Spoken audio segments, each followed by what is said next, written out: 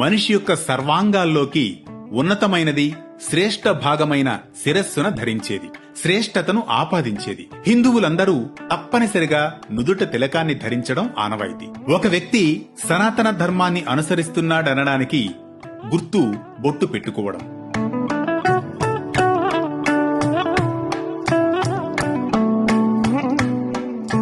భగవంతుణ్ణి నమ్ముతున్నాడనేందుకు కూడా ఈ బొట్టే నిదర్శనం.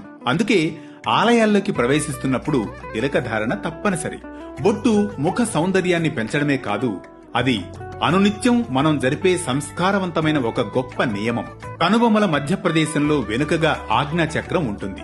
ఆ ప్రదేశాన్ని మధ్యవేలితో సున్నితంగా స్పృశించి ఆజ్ఞాచక్రాన్ని ప్రచోదన చేయడం కూడా తిలకధారణలోని ముఖ్యమైన పరమార్థం.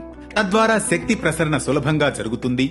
ఆజ్ఞాచక్రం ప్రచోదనమైతే జ్ఞాననేత్రం సహజంగానే తెరుచుకుంటుంది. ఇక ముఖ్య విషయం, గురువు శిష్యుడికి ఉపదేశం చేసే సమయంలో బొట్టు పెట్టే నెపంతో భ్రూమధ్య ప్రదేశాన్ని స్పృశిస్తాడు. తద్వారా ఆజ్ఞాచక్రం ప్రచోదనమవుతుంది. కుంకుమతో పాటు సింధూరం, తిరుచూర్ణం, గంధం, అక్షతలు, విభూది, చాదు, ఇంకా కస్తూరి, పునుగు, జవ్వాది, పచ్చకర్పూరం, నవరత్నాలు ఎవరి శక్తిని బట్టి వారు ధరించవచ్చు. బొట్టు లేకపోతే ఇంకా స్నానం చేయలేదని అర్థం.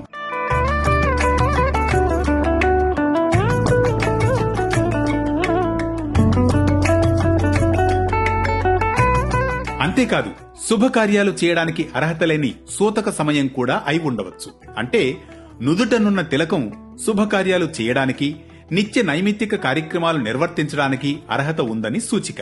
అందుకే స్నానం చేయగానే ముందుగా తమ తమ సంప్రదాయాలకు అనుగుణంగా తిలకధారణ చేసి మరీ పూజాధికాలు నిర్వర్తించడం జరుగుతుంది. స్త్రీల పట్ల పవిత్రమైన భావనను కలిగిస్తుంది తిలకధారణ.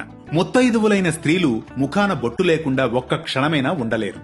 ఇది 5వ తనానికి చిహ్నం కదా. వివాహ సమయంలో వరుడు తన పంచ ప్రాణాలను వధువు శరీరంలో నిక్షేపం చేసే స్థానాల్లో బొట్టు పెట్టుకునే చోటు కూడా ఒకటి. అంతేకాదు, శుభకార్యాలకు ఆహ్వానించేటప్పుడు బొట్టు పెట్టి మరీ పిలవడం మర్యాదకు చిహ్నం. చిన్నపిల్లలకు బొట్టు పెడితే దిష్టి తగలదని నమ్మకం. మంచి రంగు, సుగంధ పరిమళం ఉన్న కుంకుమను వాడడం తరతరాలుగా ఉన్నా క్రమంగా ద్రవరూపంలోనూ ఆపై పేస్టు రూపంలోనూ తిలకాలు కూడా వచ్చాయి. కానీ బొట్టు బిళ్లలు పెట్టుకుంటే మాత్రం బొట్టు పెట్టుకున్నట్లు కాదని గ్రహించాలి.